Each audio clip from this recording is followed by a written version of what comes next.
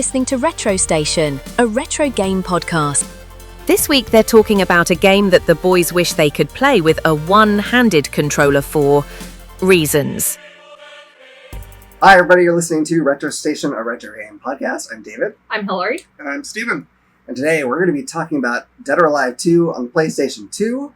But before we get to all that, what's been going on with you guys? Been playing more Baldur's Gate 3.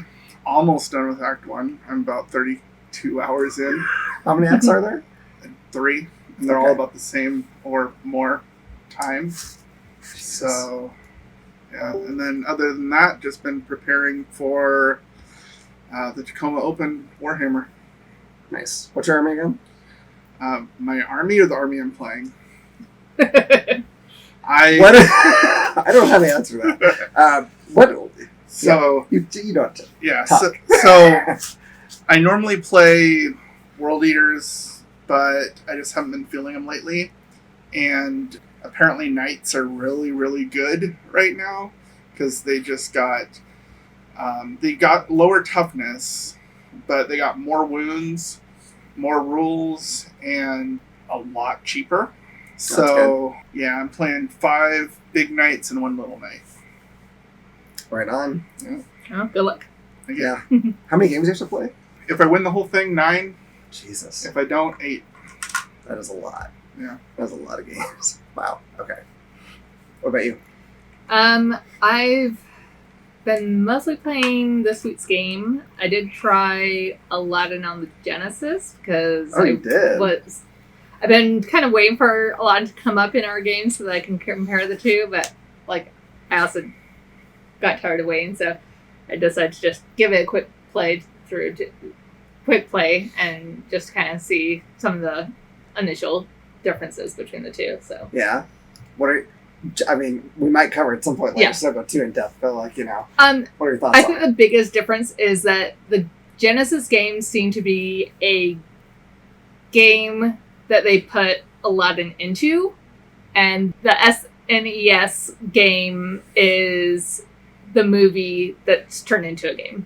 I can see that. Because he doesn't, in the Genesis one, as opposed to the SNES, he swings a sword around. Did he ever have a sword in the movie, really? Not really. I think there was a brief moment when the guards were chasing him where he grabbed a knife, a sword, but I think that was even Abu. I don't think Aladdin actually did it. Yeah. So. Yeah, I haven't touched the SNES on, so I'll have to do that sometime. I've really been mainly playing the Dead or Alive as well. I've been trying to, as I was talking about last week, get my gaming hard drive, I don't know if repaired is the right word, but refilled back up. So I've been doing that and trying to get everything going, getting all the artwork and all that stuff. So at least it's easier this time because I'm just pulling it off of one drive, the drive I recovered this drive to previously, instead of having to go to all these different sources that I have. So it's a lot faster, but I hope this thing doesn't collapse on me again. It's such a pain in the butt. I hate these drives. But I was thinking, because I was looking over some of the games, and there's a horde of fighting games, obviously, other than just Dead or Alive 2. Are there other series that you guys enjoy? I mean, I know neither of you are huge fighting game people. I really enjoy the Bloody Roar games. Oh, yeah. If you're not familiar with them, it's a fighting game, but the twist to it is that your characters kind of morph into these animal hybrids. And so, if I remember correctly, you can only be the hybrid for so long. But when you switch into that, you become a lot more powerful. Right. So it can make some fun combos and unique attacks. Yeah, so I actually play a lot of fighting games, even though they're not necessarily my cup of tea. But Dead or Alive, honestly, I knew of it because of, their realistic physics. But that's not the games that I played growing up. I played a lot of Mortal Kombat. Right. For the PlayStation. For I think it was the SNES, was Killer Instinct. Oh, yeah. That was a fun one. We used to go over to my friend's grandma's house, and that was one of 2 of the games that she had over there. That works. But that one was a lot of fun. And then Guilty Gear X. Those are cool. Those games are neat. Yeah. And the last one is Marvel vs. Capcom. Yeah. Which is really, really fun. Yes. And Marvel vs. Capcom, and I'm sure we'll talk about it, is very similar to like the tag team portion of Dead or Alive. Yeah. Where you can switch back and forth between the people. So I really like that one. But going into like Dead or Alive, those games, it seems like they're more focused on the special moves as opposed to Dead or Alive. Yeah. Yeah, Dead or Alive, it's kind of like the moment to moment chaining things together, I think. I mean, in any of those games, it's not just Dead or Alive, but your Tekken, Soul Calibur, Virtua Fighter. I did play some Tekken. I couldn't get past the graphics. Yeah, you know, I for a long time I had a serious like almost hatred for that series because I played the first one and I played I think Tekken Tag Battle on PS2 and like they never felt responsive to me because you know like one button's your left punch and one's your right punch and you know same with your kicks and like I always feel like I was trying so hard to get them to do anything interesting and like it actually made my arms and wrists kind of hurt. I don't know if I was like, just like getting too intense about it, but they always felt unresponsive, and I always thought the best fighting games are the ones where you could be a beginner and go in and do cool looking stuff, but you could also then really get good at a character and learn a bunch of cool new things. But you know, you didn't feel like you were an idiot when you were new, and I felt like at least the two Tekken that I played before, they felt like that. I played kind of more recent ones, and I've enjoyed them a lot more. So I may be coming around on Tekken a little bit.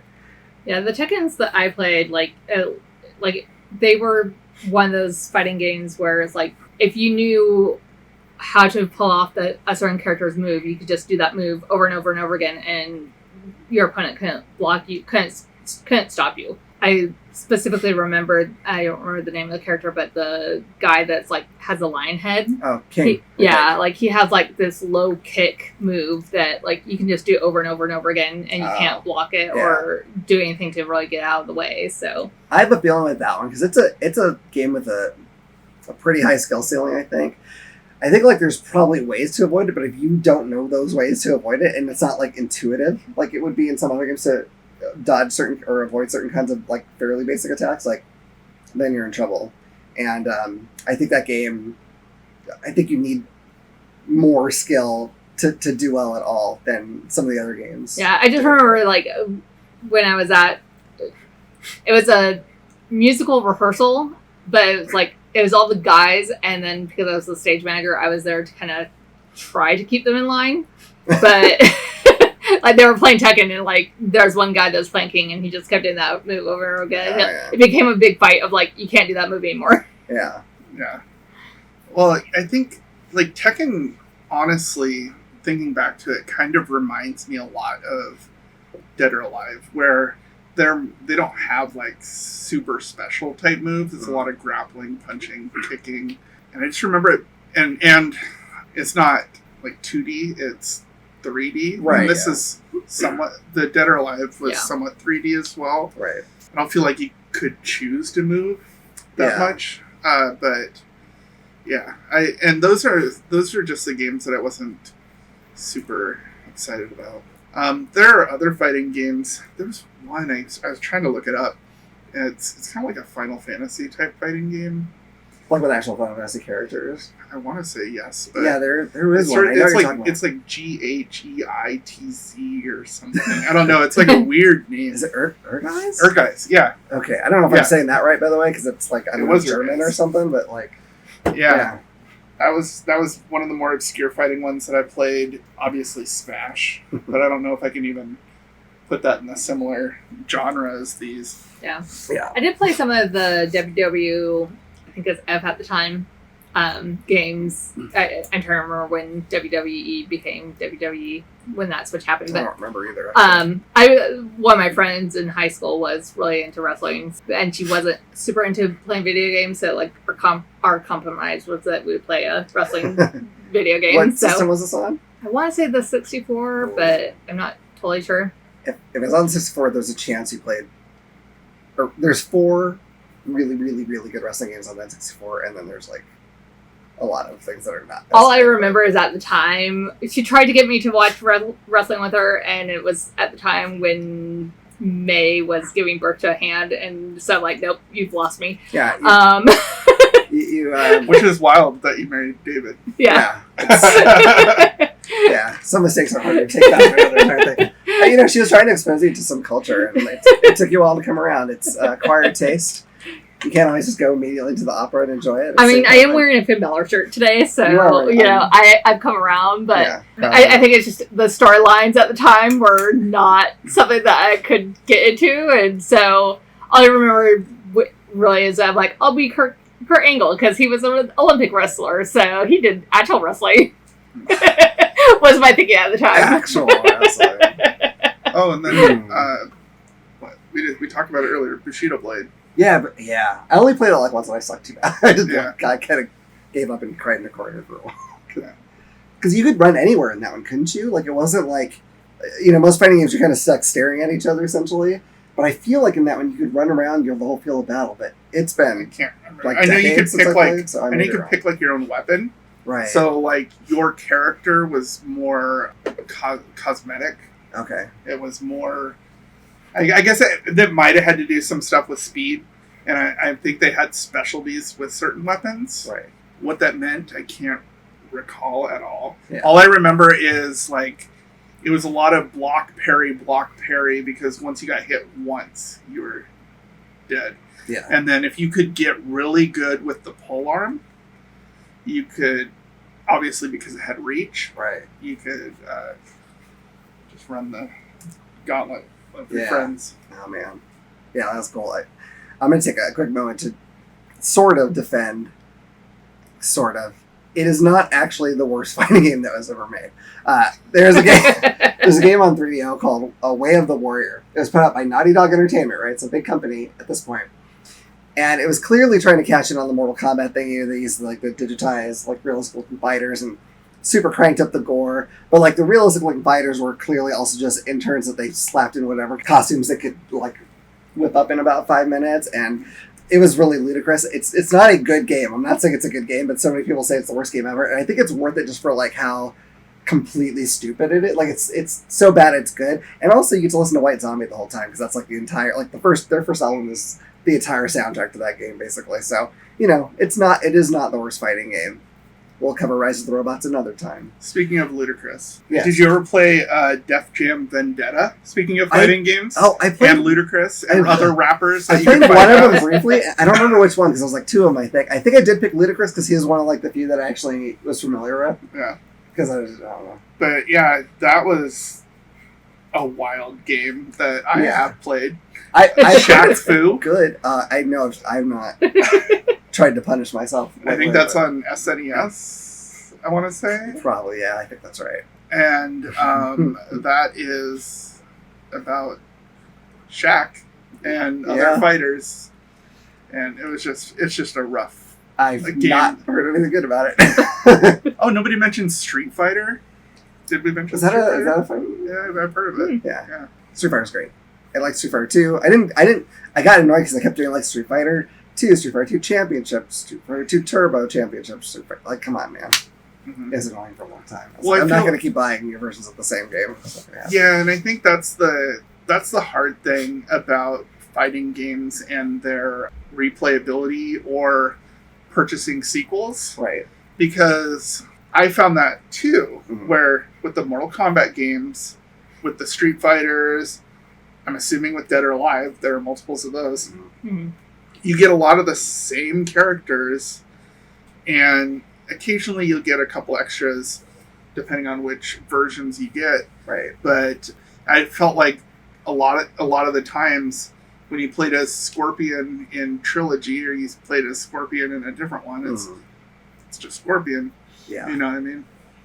Yeah, that's true. I mean, you can branch out into like the newer ones, but sometimes I get in the trap of like, well, I know this guy's moves, so I'm just going to play, like in Mortal Kombat, I probably pick Sub-Zero and do like the exact same thing over and over again where I freeze the guy and then I jump and do an uppercut because it's effective, but it's also kind of boring to keep playing that way, but it's still what I do because I'm bad. I don't know. Sweep kick, like freeze the floor. Yeah, Sweep kick, that works too. Yeah, that's another auxiliary combo. I realized kind of recently that any 2D fighting game I play exactly like I do in Street Fighter, which is not highly skilled, but it's fireball motion, jump kick, fireball motion, jump kick. I will do that forever in any fighting game, and because of that, all the 2D fighters feel the same to me because I'm playing them exactly the same, but they're actually, and I'm trying, like, one of my goals this year is to, take some of, like, the big fighting game series like Street Fighter, Mortal Kombat, King of Fighters, all that, and just get good with one or two characters. Like, really know their moves so that if I'm playing with that character, I know what I'm doing and I can actually have, like, a different feel to a game than trying to make everyone Ryu or Ken. So, we'll see how it goes, but we'll see as the year goes on. We'll cover some of those fighters later on, so. We want to move in more Dead or Alive? Yep. I guess we probably should talk about the actual game. Alright, so Dead or Alive was developed by Team Ninja, originally released in Japan in 1999, and it was originally released for arcades only, and then in 2000 it was released worldwide and on home systems for the PS2, which is the version that we played, but also on the Dreamcast. It also received claims, including IGN's Best PS2 Fighting Game of 2000, and by 2001 it had sold over 1.5 million units of Dead or Alive 2 worldwide. The plot, if you can call it that, focuses on the evil Tengu escaping from his world into the human world and causing chaos. It also focuses on the change of the Dead or Alive tournament from the assassination of the CEO and creator of the tournament, Fame Douglas. Did either of you catch that in any of the storylines that you played? No. I don't remember the first, if there was any of this in the first. I don't know. I just played against my friends. I don't think I paid that much attention. So I don't know. Maybe it was in that one. Maybe that's how you could. I played through the story mode for however many characters there are. 10, 12. Something like that, yeah. And I didn't catch any sense of story. Yeah, like there's every once in a while be like, oh, these two have a thing going on of some sort. Yeah. I'll go into the character storylines a little bit more, but the overall plot, I don't think it ever mentioned anything about Fame Douglas at all in any of the story modes. So, the only thing I caught was Ayane? Oh. Ayane that killed Helena's mom. Mm-hmm. That's about all I caught. Yeah, I mean, and I don't even know why. There's only a few fighting games out there that I think actually worry about developing any kind of in-depth plot or world. The one thing that I do appreciate about the Dead or Alive series is that it seems like each series they add a little bit more to each character's background story. Mm-hmm. So as you play them, you develop more of a background story for each of the characters. But it is just a little bit backstory on each game. So It's not a fully in-depth storyline going through the games, but I do appreciate that each game releases a little bit more information about each character. So. Yeah, and I understand having some backgrounds to characters to get people interested in them, to get a favorite character and stuff like that. But I don't think for fighting games that the story is really going to be the drive of those. Yeah. Well, the thing is, too, this started in the arcade. They're not going to have a gigantic dialogue scene. That's not what arcade people want, or the owners want. They want to get the quarters, get to the next person. So, and they didn't add probably a bunch of stuff for the home. I don't know if they added anything like that for the home version, but you get a couple lines of dialogue sometimes between people, and then you're into the fight, and that's it. You win or you lose, and go on from there. Yeah. So Dead or Alive 2 is obviously a sequel to Dead or Alive. Some of the original Dead or Alive came out in '96, so it's only a 3-year window between the sequel coming out. Some of the new features that Dead or Alive 2 came out with was the tag battle mode. That was something unique to Dead or Alive when it came out. It allows you to switch between two of the players, and one of the things that's actually kind of unique is that they actually made special combo moves and special swap outs for each combination you can come up with in the game. So it wasn't just these two characters are obviously supposed to go together. You can pick some of the most random two characters, and they still came up with a special combo move for those two characters. Wow, I did not know that. I did one of those combo moves once accidentally, I think. I might have at some point in my life. I don't remember doing you have to really time it well. There's I think the special combo moves where where you throw someone and then the other character switches in is easier to pull off, but there's supposed to be, if you time it right, a moment where you can both characters can be attacking at the same time. I've never been able to pull that off that I remember. Wow. But I have been able to do the combo where the one character throws them, and then the other character comes in and hits them. I've been caught in the like what'll happen to me is one person will do a combo on me, and right when they're finishing up, the other person will tag in and start their own combo. So I'll get like double combo, and I'm just like, oh man, you guys are mean. I can't do that. So for the Dead or Alive 2 game, there are 14 playable characters. There's technically 15 characters in the game, but one of the characters, Kasumi X, is not a playable character. She's just introduced in this game. If I remember correctly, she is a playable character in Dead or Alive 3. And then 2 of those characters are characters that you have to unlock, and they don't have a story mode. So for story mode wise, I believe it would be 12 characters for the story mode, and then there's 2 characters that you can unlock and play as in like your versus mode and whatnot. And then out of those 14 characters, 10 of them are from the first Dead or Alive game, and 4 of them are new. So the new characters are Ian, Helena, Leon, and Tengu. So when you're selecting your character, there's some very important information that you get, like their name, where they're from. That's good, yeah. What kind of fighting style they have. Very important. Their occupation, because it's good to know that the old man is a bookseller. Wow. Man, that's important. But then you also get their age, their height, their weight, their bust, waist, and hip sizes. Now that's how I pick my characters. These other things like style, whatever. I need the right proportions in the right spots, or it's just, why. Yeah, it's not actually true. A feature for this game is in your options is setting your age.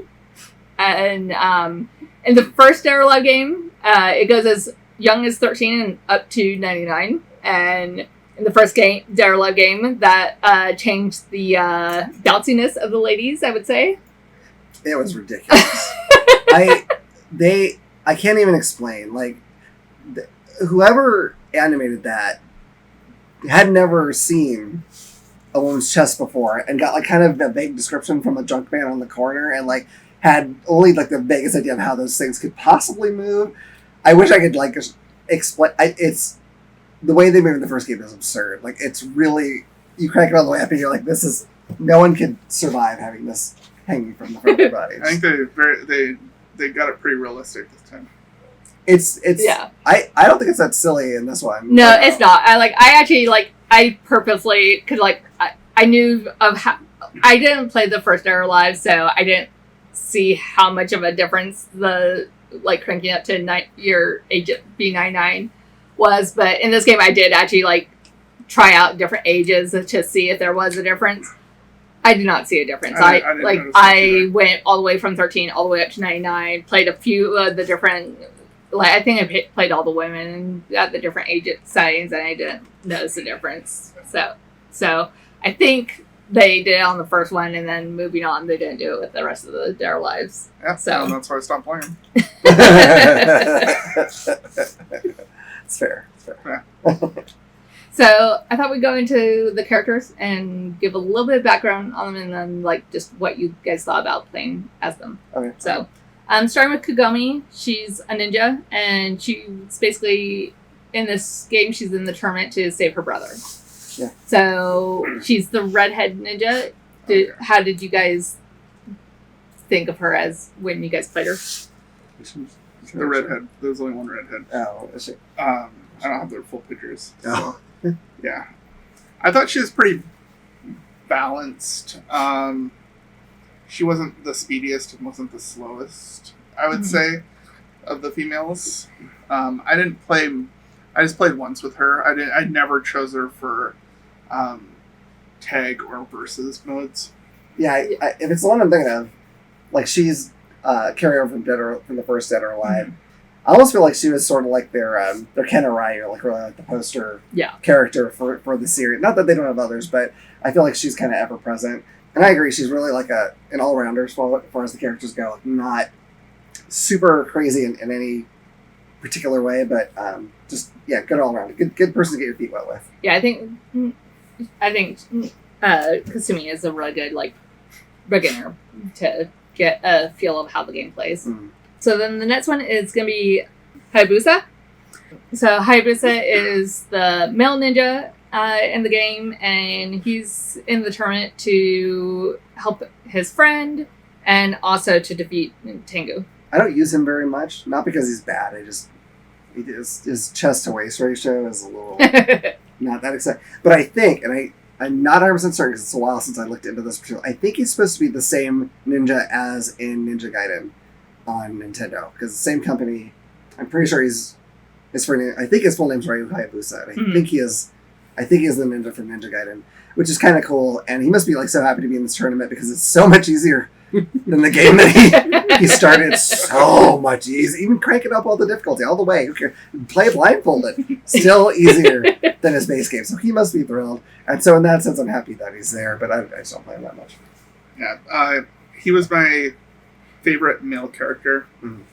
I put him on my tag battles. I put him on my team battles. I played through his story, and only of all the ones that I played, I died the least with him. Now, I did play him towards the end of my of all the story of going through the stories, so it might have been a skill thing that I was getting a little better by the time I got to him, but he was definitely one of my favorites. He has a move, I think, where he stands on his hands and spins around and then like leaps off and kicks you and stuff like that. His one grab move where he like picks you up in a headlock and like jumps up in the air and spins you and like draws you into the ground is crazy. So he was my favorite male character.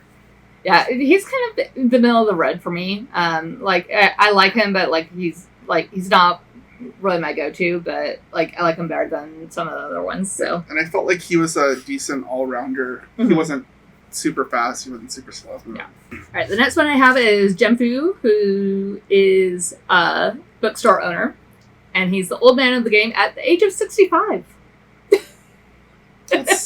He looks older than 65. He does. That's why I put it in there, because I'm like 65. Like he looks like he's at least like 80, 85. Damn. So he's in the tournament to save his granddaughter.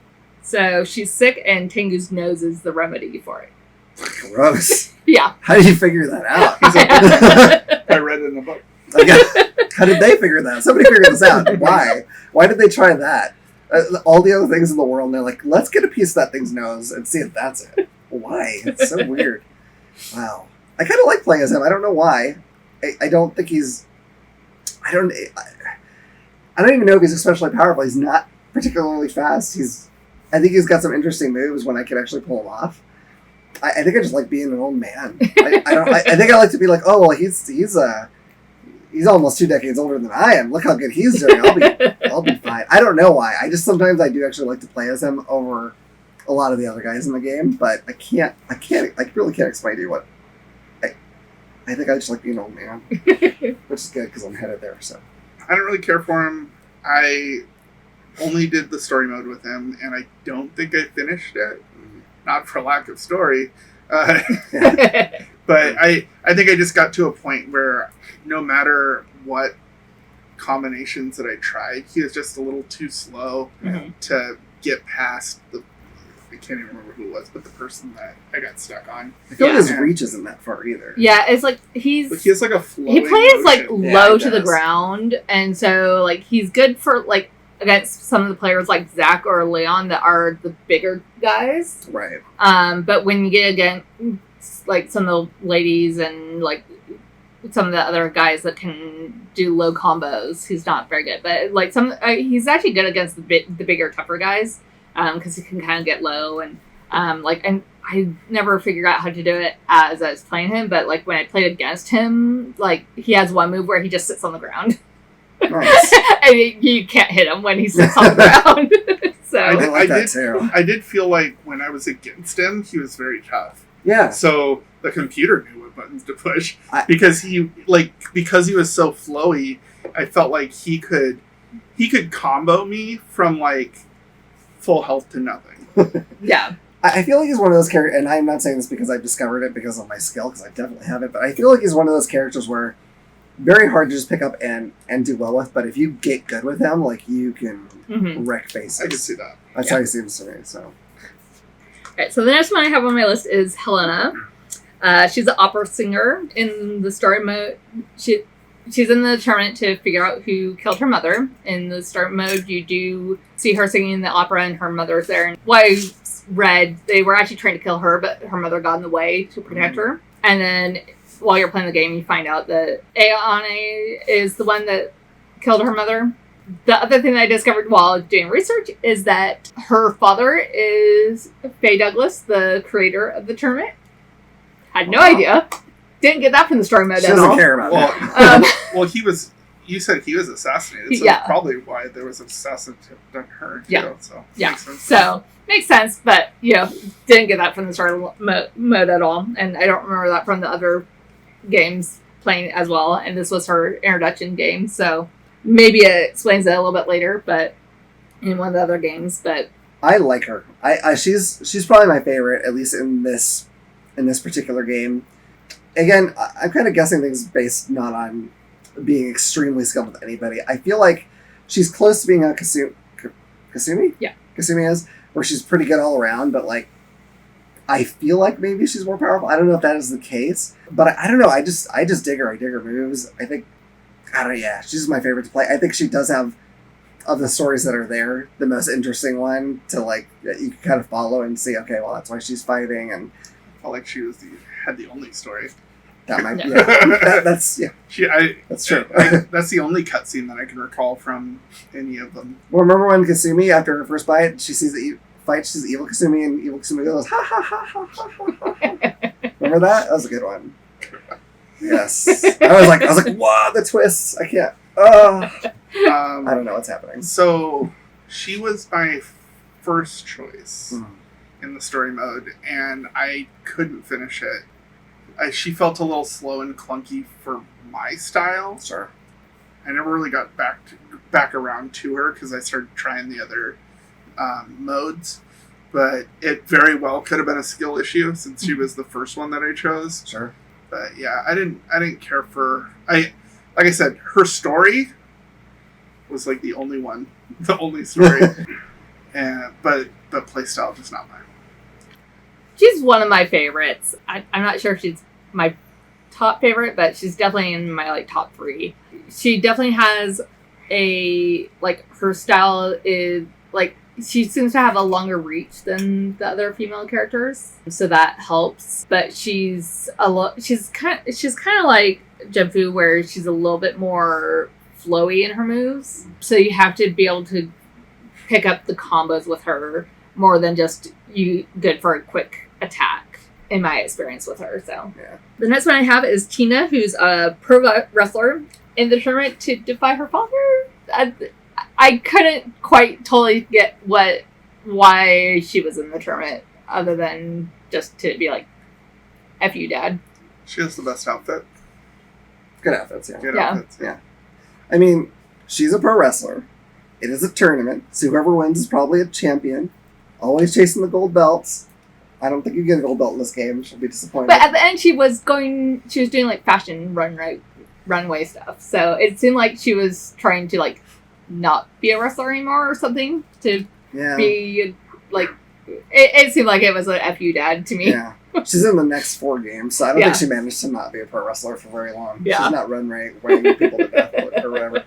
When I'm in the mood for a wrestler, okay, I tend to pick the females in fighting games in general, not always.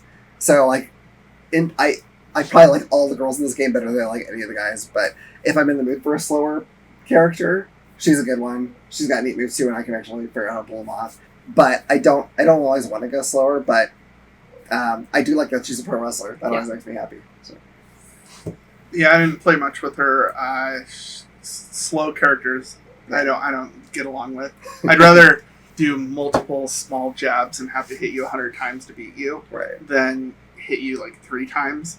The problem with the slow ones, I think, is that I get hit too many times. I had a tough time figuring out how to block in this game. I didn't know if it was a button or just holding back, and I tried both, and I felt like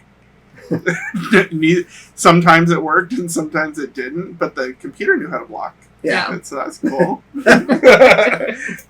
Yeah, I'm not sure. I feel like, and I could be wrong, because I don't block very much. When it's a button and not a holding back, I don't block very much. I feel like it almost is like you have to block at the right moment. I feel like you can't just hold block and have it work for you. Right. I could be wrong, but that's how it feels. One of the things that's kind of as far as I know, is kind of unique to the Dead or Alive games is like the grab hold button. It actually works for two different ways. It actually works for offensive and defensive. Yeah, and so, and so I think I think there is a block button to hold down, but because the grab works as offensive and defensive, I think that kind of replaces a little bit of the blocking. I'm used to a lot of my fighting games with 4 buttons. I'm very much used to the D-pad or the joystick to be motion only, and to set up like your special move combos and stuff. But your 4 buttons, you had high punch, low punch, high kick, low kick. Right? And then you could do a little bit maneuverability with your D-pad in combination and stuff. But this one, it was very much, you had 1 punch button, 1 kick button, 1 grapple button, another button that was there. And then I think the top buttons did some stuff too. Maybe. But it's just weird because I felt like I would push it sometimes and it would do one thing, and I'd push it another time. And I think I realized, like, you really have to push it with the direction. Yeah. Mm-hmm. And it would do something totally different. Yeah. Yeah, that's what really determines, because you're right, it's just a punch and a kick, which sounds really like nothing, but like it all plays on combinations of things. So if you're hitting a direction, the punch is going to do different. If you just did a punch hitting one way and then you do a punch hitting this way, it's going to string in different things. It's complicated, but that makes it harder to get to grips with, I think, too. In a way, I think that's easier for beginners, though, because you can kind of just button mash and still pull off cool moves. Yeah. My favorite move is this one, where you just grapple the air 30 times, and then they punch you and you die. I did that one a lot. Yeah, that's good. Yeah. Tina's not my favorite. Like, she's actually probably my least favorite out of the female characters. Being female, I tend to play the female characters as much as I can in games, because there normally isn't that many options. So she's probably my least favorite out of the female characters, but out of all the characters, she's kind of middle ground for me, because she is a wrestler. I feel like if you can get her grab moves off, that's the best tactic with her, because she does have some really good grab moves, but that can be harder to pull off, especially if you're going against the past character. Yeah. Well, the nice thing as far as having a variety of female characters is this one really has a lot. It's really very progressive. They really want to make sure they capture like the female game player with the Dead or Alive series. They're obviously really concerned. Very great at showing that they can kick high. They wanted women to feel comfortable coming in and playing this game, which I think is fantastic. I don't think that's what it was. Really? Yeah. But what's funny is, since you both talked about you went towards the female characters, when I started, I picked a couple of the female characters, but I really honed in with my style on a lot of the male characters. Oh, interesting. Yeah, that's how it goes sometimes. So then, speaking of male and wrestlers, we have Bass, who is Tina's father, who's also a professional wrestler. And I kind of just got the impression that he was there to prove that he's the best. So yeah. All right, it's confession time. I used to kind of like playing him, because he always seemed to be like, oh, they're trying to do Hulk Hogan. And I didn't know. Guys, I didn't know what Hulk Hogan was. Not really. Not to the extent at the time. And so now it's like I really don't want to play. I did play them a little bit, but it's like I don't, because now I just associate with Hulk Hogan, and that's not good. But he is very big and very slow, and not usually the kind of character I want to play anyway. But now even less so because of my own weird little associations. But if you like big slow characters with powerful moves, I mean, he's that.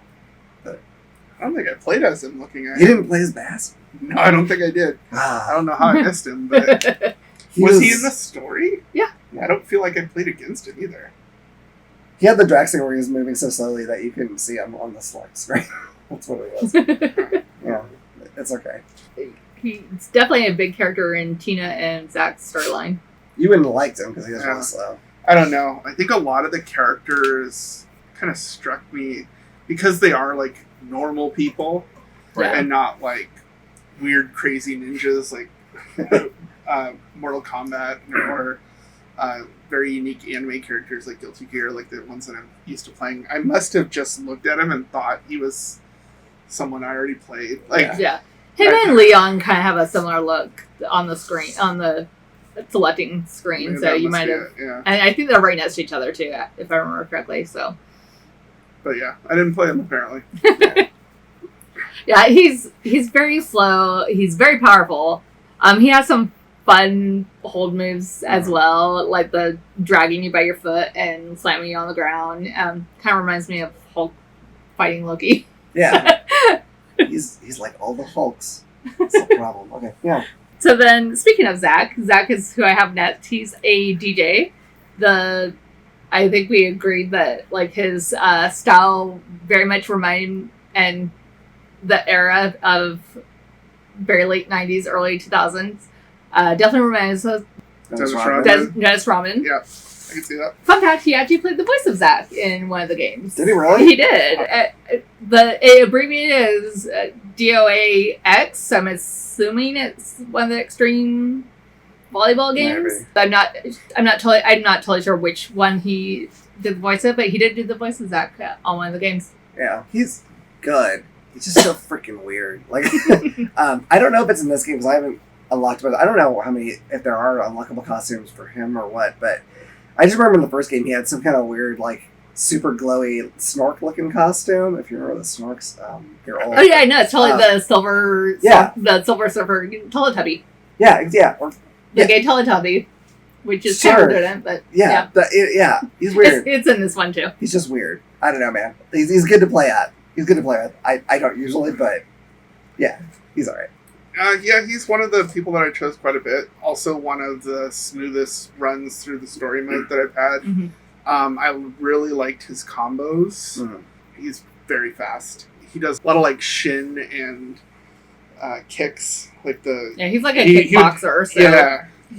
He'd do like the side kicks a lot, and then it was cool because he could like kick him on one side a bunch and then kick him on the other side a bunch, and they didn't really move your opponent, but it did flinch him just enough that you could keep it going. So yeah, I really liked his playstyle. Probably one of my second favorite characters. Yeah, I think out of the male characters, if he's not my favorite, he's definitely my top two of the male characters. I like how crazy he is. Very strange looking. He's very strange looking. I think part of the reason why I like him is that he reminds me of another character that's really crazy and kooky in the Bloody Roar games. I can't remember his name, but they have very similar mannerisms, and like that character like turned into Chameleon, if I remember correctly. But they're very similar and like play kind of similar, and so like that's part of the reason why I do like Zach so much, because I really like that character in the Bloody Roar series. So. Something I do recall about Zach is when you do beat Tengu with him, mm-hmm. he like gets on a snowboard and just like snowboards down. Yeah, in this game I'm like, I think he's just there to have fun. Yeah. In the original, like I guess he was like he's a DJ in Las Vegas, and he was just trying to get more money to be able to party in Las Vegas more. So, if I'm not mistaken, in the Extreme Beach Volleyball games, he's the only male character that's there, and he's arranging I don't know what it is. All the girls to play Goofy. I don't know. He wears some like weird. I don't know. It's almost like a sports bra. Yeah. What's his just measurements? I didn't catch that, did you? I didn't notice it, but it is available on the screen. So there's a small storyline with him liking Tina, but it's pretty small. Like he basically just flirts with Tina, and then he is talking to a groundhog. Like when Bass comes, he's like talking to a groundhog or a prairie dog or something, and it's like, Tina, like, you're from now on, you're my Tina, or something along this line. To the groundhog? Yeah. I don't know, man. It's weird. I don't know what's happening. It's a weird cutscene. But then Bass comes in and is like, no, my daughter! Blah! Oh my god. And somehow there's like water spraying behind. It was weird because they're in the desert. I'm just disturbed. I don't know. It's probably the weirdest cutscene in the game, I think. The next one I have is Leon, who is from Italy, has Russian martial arts, but somehow looks Middle Eastern with a Russian accent. He's dressing like a... No, I think he feels like a soldier that's been in the Middle East too long. Yeah. Yeah, I really like. He's definitely a mercenary. I mean, Leon. He really reminded me of that, from Street Fighter. Yeah, he's not super fast, but he's reasonably fast, very powerful.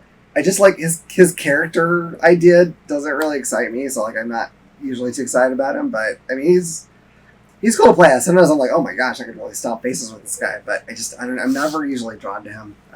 Just thematically, like more than anything. As far as storyline for him being in the tournament, his love died in the war in the Middle East, and she always told him that he was the toughest in the world. So he joined the tournament to prove that his love was right, that he's the toughest in the world. So. Wow, they need to make like a prelude game and have all the other guys' his girlfriend told them that he's the toughest in the world and just watch them get eliminated like really quick by all the actual fighters, because I thought that's pretty common. Yeah. I did feel like he was a good balance of strength and speed. Yeah, I think so. Yeah, it's like, and I felt like he was actually one of the characters that I was good about being able to actually block with, especially against Tengu. And so like when Tengu did his special whirlwind, like I could actually block that with him. I couldn't block it with anybody else, but I could with him. So yeah, probably. Maybe that's so. But yeah, like I was good at being able to block with him. So the next one I have is John Lee. He's a bouncer, and I got the sense that he was just in the tournament because he likes to fight. He's like your Bruce Lee. Mm-hmm. I wish I could just mute him. I just want him to shut up. I'm blowing out the microphone. Oh my god, shut up. If I could just mute a character. He's a pain in the ass to fight, but I could deal with that because he's fast and all that, but like, shut the hell up. I don't ever pick him because I don't want to hear that through all the characters. I don't. No. That's just me. I don't know. I can't. Nope. You can go away. I also thought he was yeah, I couldn't get past the sounds and stuff with him, but every movie did it too. Yeah. Shut up, man. Jesus. But I thought his playstyle was really good. Yeah. He was very good with combos, and he was strong. Yeah, he's one of those characters I hate it when he's coming up and I'm playing against the computer. He's super fast. He's able to block and like counter you so easily. I hate playing against him. Yeah. I don't mind playing as him, but I do turn the volume all the way down when I'm playing as him. Yeah. So, God, it's awful. But yeah, so I don't normally pick him very often, but if I'm playing as him, I don't mind playing as him. The next one I have is Lei Feng. She's a college student, and she's entered the tournament because she basically taught herself how to fight because of Zheng Li. She wants to like follow him or something. I like her. There's been times throughout the whole series where she has been my favorite character. Like today, no, but that might change tomorrow. She's real fast, real fast, much like Zheng Li, but she doesn't go wah, wah. So she's 1,000 times better in that regard. I just like her. Super quick. I like the super quickness. I think she's great. Yeah, she's very good at keeping up in the air too. She kind of reminds me of, what was her name from Street Fighter? Chun-Li? Chun-Li, yeah. Yeah. Yeah, I can see that. Yeah, I like her. She's like in my top 5, and I feel like I can counter with her the best. She's one of the ones that I can counter the best with. Then I have Ayane. She's the ninja with the purple hair and short hair and killed Helena's mother. At first, I can know she kind of works for the bad guys. So, like, not only did she kill Helena's mother, she also seemed to, like, know about Ein's brainwash thing. So, I got the impression that she was, like, maybe his handler at one point. So... Man, you got a lot out of this game. That's great. I'm glad you did. She's hovering up there amongst my favorites too. To me, I don't know if you guys agree with this, because we talked about how Kasumi is sort of like the real like middle of the road, like good speed, good strength, good for a new player. I think she's there. I think Helena is similar but more powerful, and I feel like Ayane is there but faster to me. But yeah, no, there's been times I feel like where she's been really high on my list too. So I dig her a lot too. She's always good to pick up and play as. Yeah, she is my quick favorite. She was one of my first favorites, and it was actually her that I got stuck on when I was playing as Helena, because she was so fast. Yeah, I could see that. So I immediately switched to her and played her. She was the first one I beat the story mode with. Oh, wow. And I really liked how fast she was. She did a lot of, like, spinning punches. Yeah. And there was a lot of times where you would do a move and then she would end up, like, looking the other way. She was one of the first ones that I was really able to pick up on the combos and stuff like that, too. So... Yeah, she's definitely in my top 3. I like her. I hate playing against her, but yeah, I really enjoy playing as her. And then we have Ein. He's like a karate instructor, apparently. He's the one that is Kasumi's brother, Hayabusa's friend. He's been brainwashed by the company and has an insomnia now. Like the brainwash wore off, but he doesn't remember who he is. So. Dementia. Or not insomnia, but... You can have that too. I don't know. I can understand. I don't have a strong opinion on him. For some reason, I just almost never pick him. It's not because I picked him up once and thought he sucked. I don't know why. I just don't ever pick the guy. So I think because he looks like a Backstreet Boy. It's because he's in the bottom left corner. Maybe that's it? Yeah. You have to scroll all the way over. Yeah, I don't do that kind of thing. Yeah, I felt like he was a good rounder for the male choices. He was very much in his sister, but male version. Yeah. I did have one note on him, and maybe it's because he has like dementia or brainwash or whatever, but every time I was a female character and I got to him, who's always seemed to be like in the later stages, I would have a tough time against him, but I think that was because he was like one of the few right before Tengu. So I got the starting talking dialogue multiple times. And he was always like, "I'm coming." And the girl would like be like, "Why?" And I thought that was like one of the weirdest interactions. In fairness, it's Kasumi that's doing that. So saying "I'm coming to your sister" is kind of weird. Yeah. Wait a minute. But we didn't talk about this, but I actually, when I was first playing this game, for some reason my emulators and it might just be my new setup because I put it on like a new SD card and moved TVs and stuff, but it was going really slowly, which just amplified the humor because he'd be like, "I'm coming." Why? That's awesome. Oh, Jesus. But yeah, he was always one of the tougher ones to fight because he was in a later stage most of the time. But yeah, kind of forgettable to play as. Yeah. Which is ironic because he's pretty well. But yeah, I kind of agree. Like he's powerful. He's not super slow, but he's not a fast player either. So we kind of touched on tag, the team battle. I don't know if you guys got to that, but essentially you choose 3 players, and then you try to, and you're going against 3 players, but you can't switch them out. You're kind of you're kind of the first pick until they die. I don't get that. Then you're the second pick, and then you're the third pick. And my team a lot of the time was, what's his name, Hayabusa, the ninja, and then I would go into Ayane, and then my closer was Zach.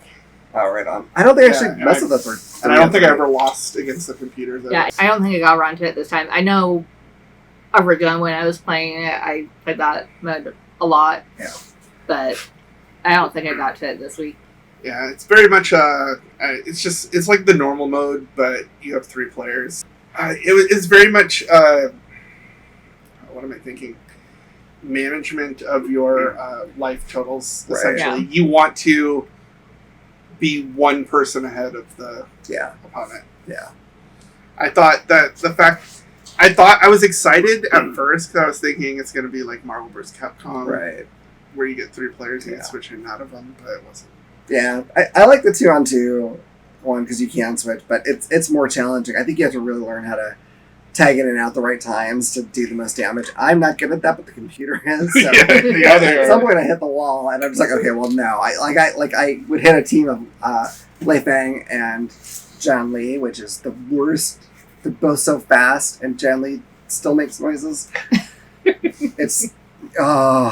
it is fun. But man, I feel like you really have to get good at that to get very far in that one. Yeah. Did you do the survival one at all? I did not. Yeah, a little bit. Yeah, you just take on one opponent after another, and you don't always heal all the way. I think when you win, it'll drop some kind of like a food item, and if you get that, I think it heals you a little bit. But it's not always easy to get it. It heals you a little bit after each opponent, but you definitely heal more if you can get the tokens that are dropped. The thing that is kind of interesting about that is that it seems like your opponent is randomized. So, because I played it through a couple times as the same characters, and like I had a different like starting opponent each time. So I heard that's one of the ways to unlock Tengu. Oh, really? I think so. Yeah, you have to get like 10 stars, whatever that means. Yeah, Tengu's the unlockable player. There's also another unlockable player, Bayman, who's from the first Dead or Alive. I remember him. Yeah. But I don't remember how you unlock him. Yeah, I didn't manage to unlock him. I think you might have to beat the story mode of all the 12 players to unlock him, and then I think Tengu's in the survival. I think as far as fighting games go, if we're going to talk about replayability, I think the only... Like, it's very good for a pickup and waste a few minutes. Mm-hmm. I think I beat for... Apparently I didn't play everyone's story mode. Sorry, Bass. But I feel like... Because you gave me that handheld, and I was like, okay, I think I beat everybody's story mode now. And that was like, what, 30 minutes, 45 minutes? Yeah, it doesn't take long. No. I think where the replayability and the fun comes in with fighting games is when you get a player opponent. Mm-hmm. Yeah, it helps a lot. Yeah, because you can go up against the computers as much as you want, and it can be fun for quite a bit. Like, I only played on normal mode, and I was getting my butt kicked. But there are multiple difficulty modes. But I feel like with most fighting games that I have played, you get to that point where computer hard mode is just not doing it for you anymore. Right. And you really, the only upgrade from there is someone of your or better skill set. Of a human. Yeah, I think that's true too. Yeah, you can try to challenge yourself, like, don't lose a single match, etc. But at some point, you're gonna hit that too, where it's like, oh, I can just do that whenever now. So, but I think it is like maybe you're getting a little bored, or not bored, but you've gotten into a lot of you hit a wall on your story for JRPG, or you're just really you don't have a lot of time to get into the story of something. This would be a great just pick up, blow off a little steam. Yeah. And it's a really fun one for multiplayer. I think just because the moves can be so crazy and the characters are kind of wacky, some of them, and whatnot. I was looking into like how this series is regarded to what I at least consider the 3 other big 3D fighter series, which is Virtua Fighter, Tekken, and Soul Calibur. And this one is like the least technical, but it isn't. It's underestimated in how technical it can be. Like there is a lot you could do to get better with characters, but it doesn't have the thriving like tournament scene that some of the others do. Like Virtua Fighter is very technical, so the people who are like super like I want everything to be like a real fight, blah blah blah.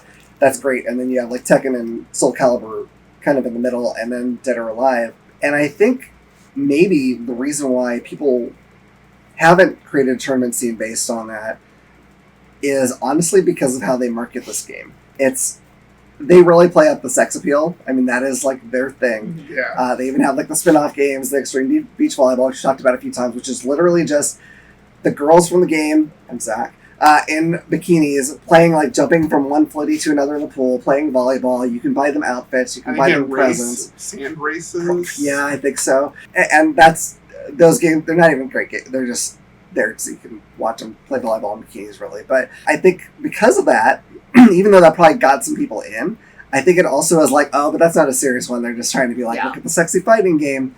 And I think that's a bummer because they could have just not talked about the sexiness, like not advertised it that way. They could have kept it even. Kept everything the same, except for maybe the bounce in the first game is like ridiculous. And I think it would be more highly regarded today. I think the last one that came out was 6, and I think that was a while ago. Yeah. And I think if they had not gone that route with their advertising, I think it might still be going. That's just my opinion, but I think they hurt themselves with the audience that would actually stay with them and care. Mm-hmm. Yeah, I agree with you on that. It was definitely one that you hear about it and you're like, I gotta play it. Yeah. You know? Yeah. Especially as a young adult when they were coming out and stuff like that. Yeah. When was the first one? 96? The first one was 96. Okay, so this one 11. was 99, 2000. So.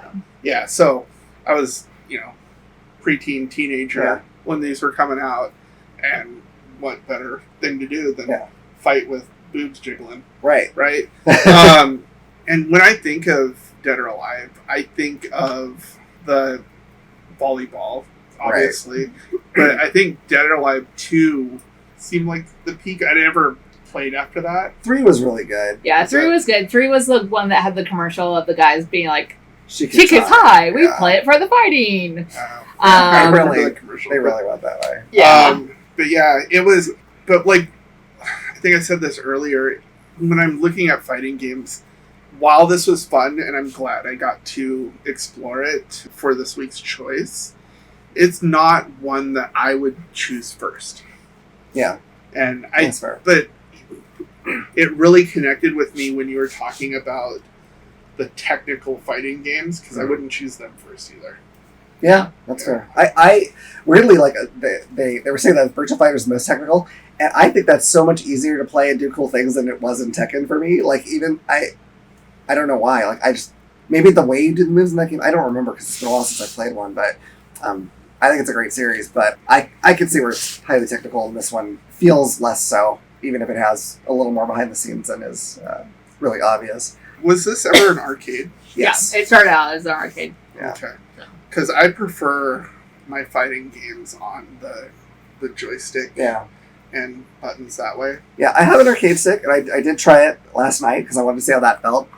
And it was good. I think I'd get used to it, but I think I realized like it's a much easier thing for me to transition to arcade sticks when I'm playing like a 2D fighter than one of these. I don't know if it's just the kind of moves you do or what, but I do think I would get used to it. Like it does feel kind of neat to have that kind of setup. But I don't think I ever actually saw this in the arcade. I don't think so either. I remember one of the places that I had did have it as an arcade. I never played it as the arcade, but I do remember seeing it. Because I remember most of the arcades were Mortal Kombat, Street Fighter, Marvel vs. Capcom, and then Tekken and Virtua Fighter. Yeah. So pretend for a minute, if you will, that the reason why you play Dead or Alive is because of the sexiness. You definitely were first in line to buy the Extreme Beach Volleyball games. You play them regardless of the fact that they're not that great, but you play them. Did you know that most recently, actually this is the most recent Dead or Alive game that I believe that you could get. It is called Venus Vacation Prism, Dead or Alive Extreme, and it is a dating sim. And this came out, I think, in 2024. Now, I went to look for it because I was curious. 2024? Yeah, I was curious how much it cost. Of course you were curious. I was curious. And it is not on Steam now, and I think it was, but they just got rid of a good chunk of their not safe for work titles. So I don't know if that's what it is, but here's the kicker with this game.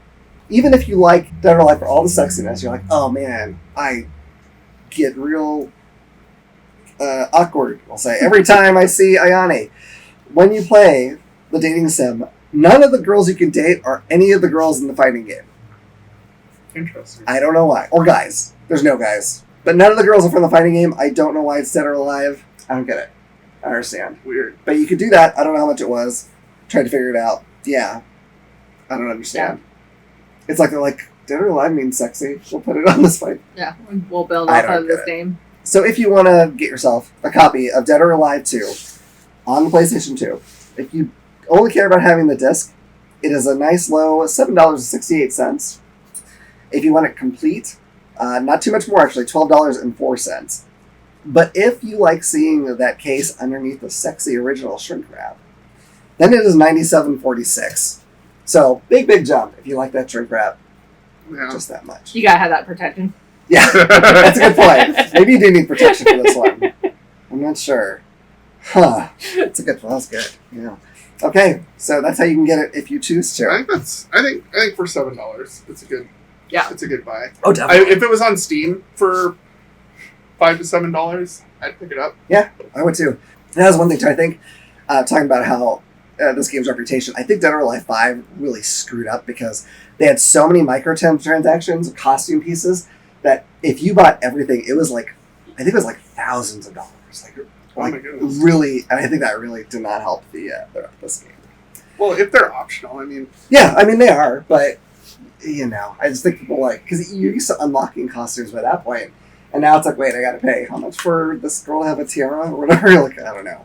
I don't think it helped very much, but so it's time to pick our game for the next episode, and this time we had to pick games that were Sega Genesis action games. The way we pick our games is each of us bring 3 games to the table, 2 that we think will be good, 1 that we think might not be so good. Then we're each going to give one of the games on that list that we've created a little extra chance to be picked. Then we're going to randomize and see which one we end up doing. So the way we're describing them is not going to be necessarily the way that I have them on my list. But Hilary, do you want to talk about the ones you brought first? Yeah, so my first pick is going to be The Lion King.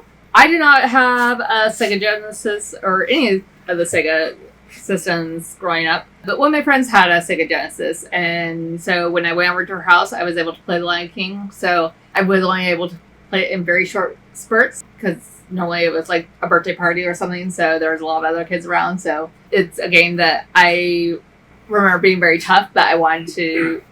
It was at the time that I was playing the Lion game, so it's a game that I wanted to go back and play some more, and so that's why I put it on my list. My next game is Gauntlet 4. I enjoy the Gauntlet series games, and so I think that would be a fun one to revisit. And then my last pick was Experts. Never heard of it. Yeah, it's a game I've never heard of. When I was scrolling through, it looked like it was kind of like spice fighting. Spice fighting? Space fighting. Oh, take that, cinnamon. Yeah. It's like it looked like you're kind of a big, almost Rambo guy going through and beating up people in space. So, all right. Yeah. Sounds fantastic. All right, what did you bring, Steve? So my choices were Earthworm Jim. I always enjoyed the Earthworm games. I played a few of them, and the fact that you could grab yourself as the suit, because I think you're a worm in a suit, and the suit is pretty impressive considering you're a worm. But you grab your head and you slingshot yourself and you swing off of things, and it just it's very much like a 2D action. Yes, you can consider it like a Metroidvania type game because you do go zigzag through the screen and up and stuff. I said Dark Savior 20 times, and they kept saying no, and I'm like, it's fucking Sega, and then they explained to me that, only a specific Sega, so I had to change that one. Yeah, you could have been the Genesis, you could have been the Sega CD, you had 30 tracks, and I tried the Sega Saturn. I know, Jesus. Not the same. So I did, breaking rules, I don't understand. I was really trying to get, especially since Hilary took Gauntlet, and I really like Gauntlet, so I was trying to find an action RPG-ish type game. So I did a little bit of research and I came up with Beyond Oasis. That was my unsure pick, I guess. Sure. I wouldn't say it might not be a bad pick, but it was one I didn't know anything about. And then one that I'm excited about is Teenage Mutant Ninja Turtles: The Hyperstone Heist. It's supposed to be the gameplay, at least, very, very similar to Turtles in Time. And Ninja Turtles 3 was like my absolute favorite game for those type of action games. Right on. Okay. The games I brought are Castlevania Bloodlines, which is it's one of like the last Castlevania games before it really became the Metroidvania things where you just could run back and forth through the whole thing. It's still level based, but you have 2 different characters to pick from, and I think it's really awesome. It has some really neat graphic effects for the Genesis. I also picked X-Men 2: The Clone Wars because I really like the X-Men. I would have picked X-Men 1, but you cannot beat that without resetting your system. You have to reset your system to defeat Magneto. And since we're all emulating, we don't have the reset button, so I'm not doing that one. I'm doing X-Men 2. The Clone Wars, that's fine too. It's probably better, maybe. I don't know. The last one I'm picking is Zero Wing, which the gameplay, it's a shoot 'em up, a shmup. But what really makes this game special is the opening cinematic.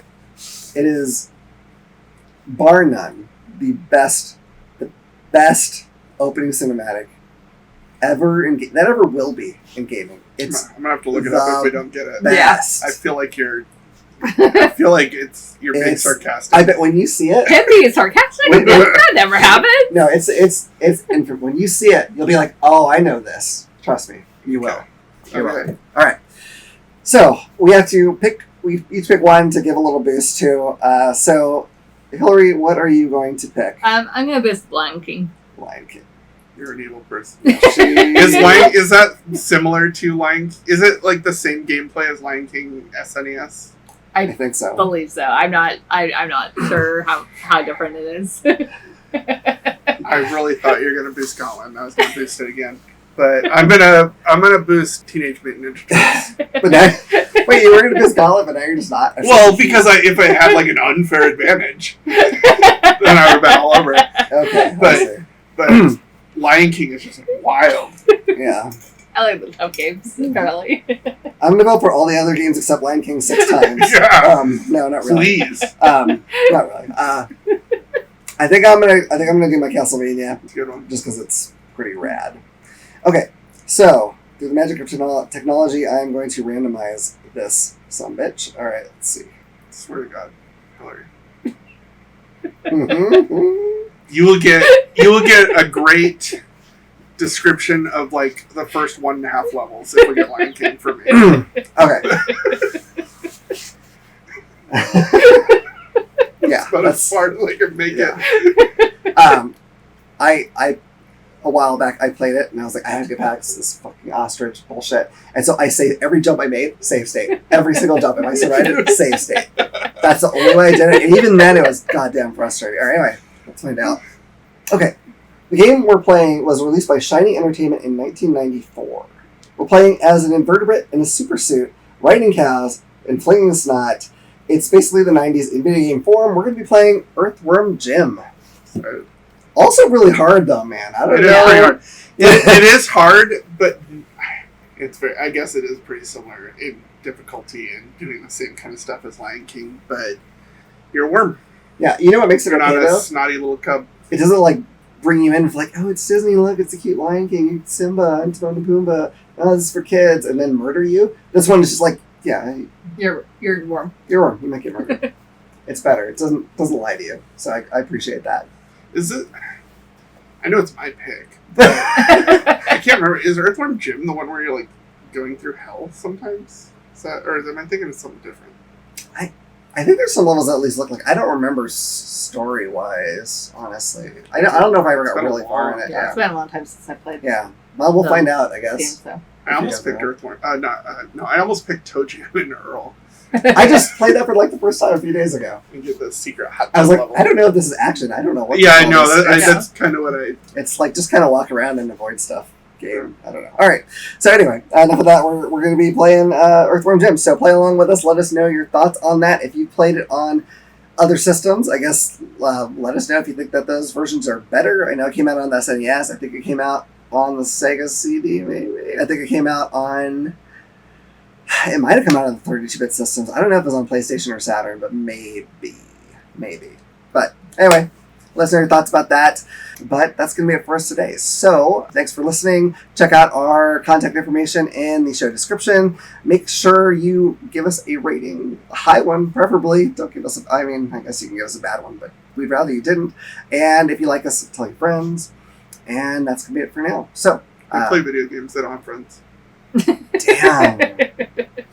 Man.